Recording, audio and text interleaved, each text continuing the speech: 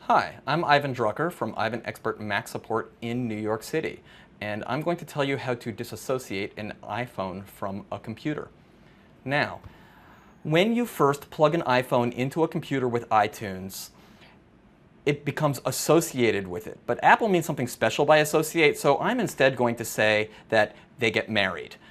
That iPhone is now only talking to that copy of iTunes. When it's set up that way, you can then synchronize stuff to your iPhone that maybe you didn't purchase from Apple, like a CD you ripped yourself or a video that you downloaded.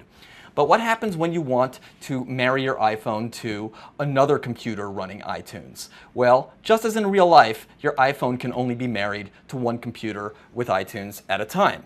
So, all you need to do is attach your iPhone to another computer running iTunes. And what will happen is you can set up the synchronization on it.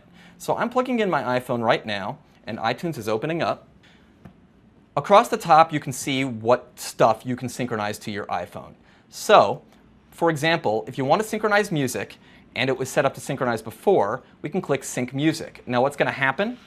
You're going to get a warning that says that it's going to remove all of the music, movies, TV shows, books, and tones which were synced to your iPhone from that older computer.